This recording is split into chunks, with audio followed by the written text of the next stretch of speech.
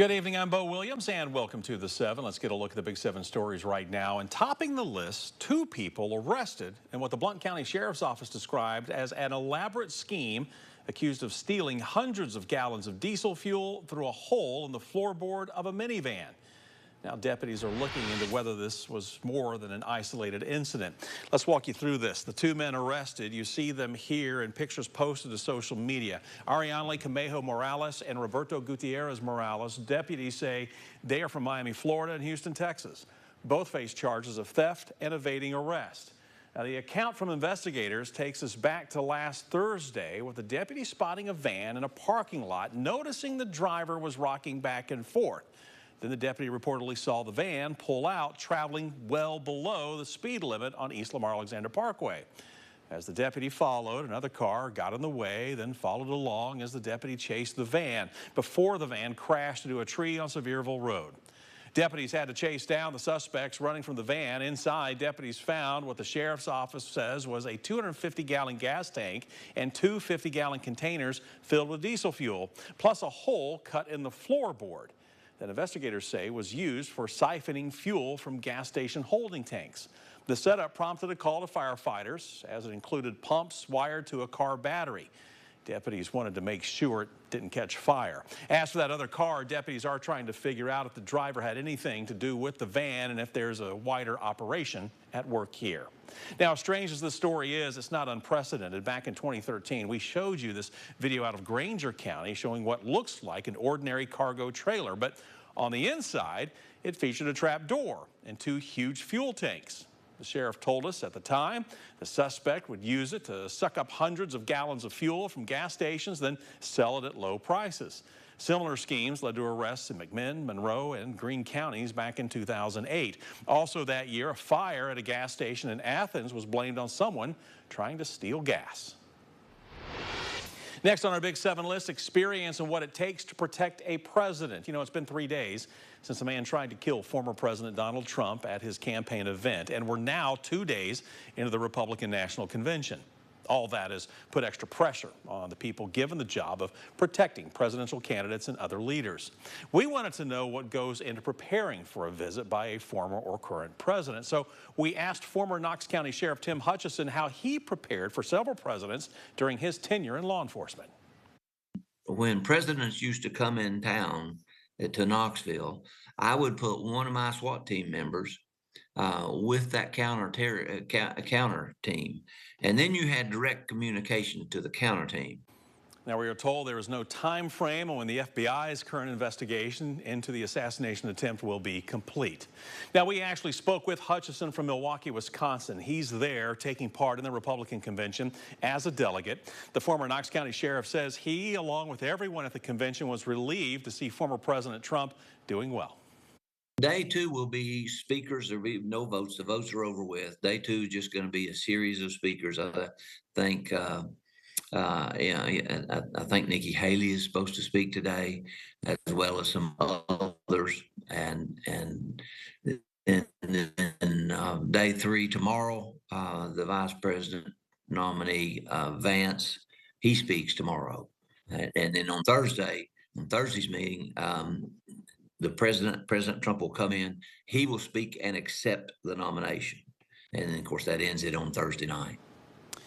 The Republican National Convention, again, as you just heard, runs through Thursday. Now, every night at 10 p.m., ABC will break down the day's top news from the convention, leading up to 6 News at 11 o'clock. So join us then. Well, it's a big day for the UT football program and a big week for college football. With just 46 days until the Vols home opener, Tennessee took the podium today at SEC Media Days. Reese Van Haften and Sam Rothman live now in Dallas with more on the guy everybody has been talking about. Hey, guys.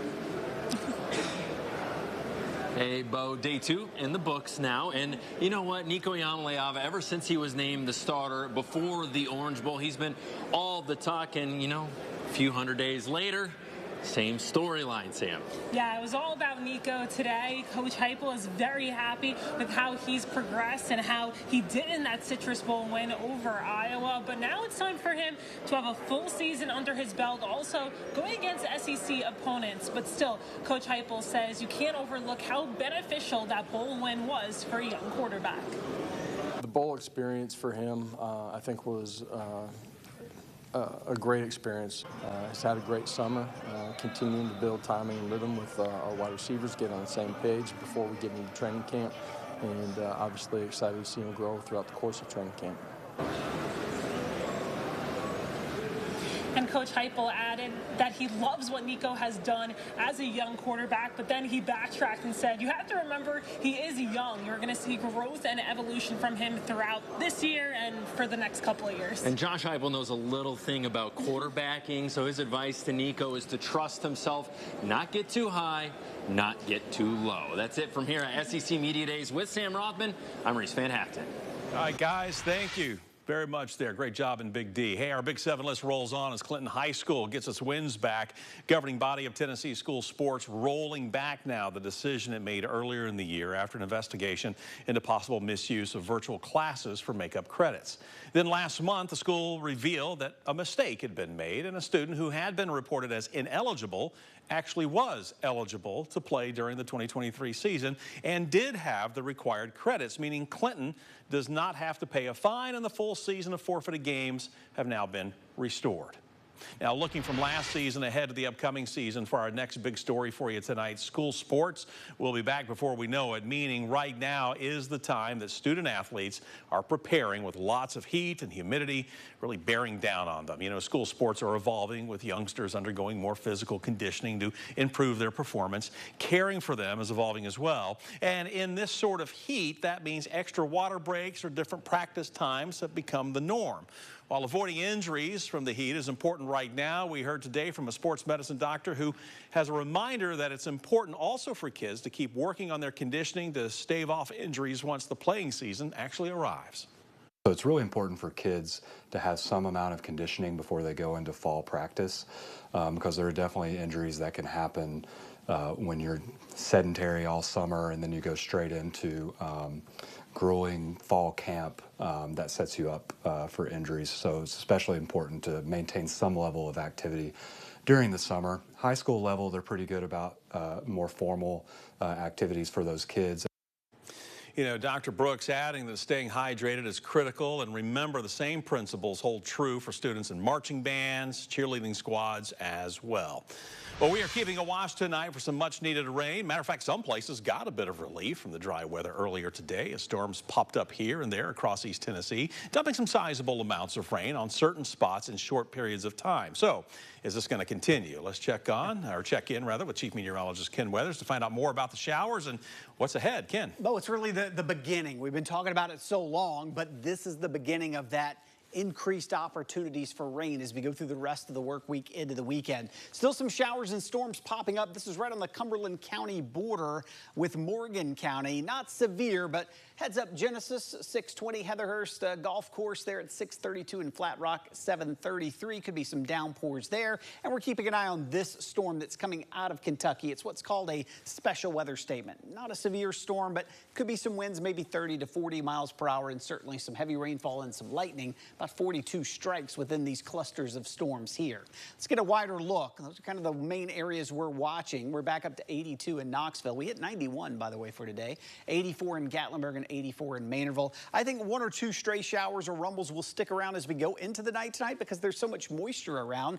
Take a look at the tropical feel on the comfort cast right across the area now, and that's going to keep temperatures up in the low to mid 70s. And for tomorrow, keep an umbrella handy. You may have to look for it in the back of the closet, back seat of the car.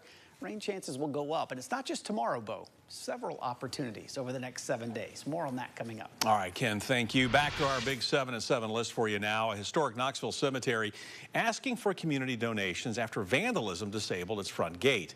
The old gray cemetery on North Broadway closes its gates at night to deter vandals, which has been a recurring problem in the area. After a suspect damaged the gate's automation system, the cemetery was forced to close for a few days. Russell Kuhlman says the gate was fixed this morning and they have reopened to the public, but they still have to pay the repair bill. As a nonprofit, they are asking now for the community's help. What funds we have go to private security to protect this place and to protect anybody in here, this visiting, walking their dogs. Those are the visitors we want. The cemetery is in contact with Knoxville police about the incident, and you can visit this story on our website at WUTK.com if you would like to donate. Wrapping up our Big 7 list now with a follow-up on the shakeup at UT's student radio station. Benny Smith, the longtime general manager of WUTK, explaining today why he is retiring after 20 years of leading the station and becoming one of the best-known boosters of the Knoxville music scene. Last night at 11, we brought you the account from the dean of UT's College of Communication and Information that Smith had given notice of his plans to retire. The letter to staff and faculty also mentioned some changes as WUTK partnered with UT's other radio station, WUOT, maintaining distinct identities, but also overhauling the practice of using non-student volunteer DJs for some shows. Smith putting out a statement today saying that, quote, with the changes coming to WUTK, for me, it was the right time personally to make this move. Smith went on to say he will continue to be a joyful part of UT's alumni community.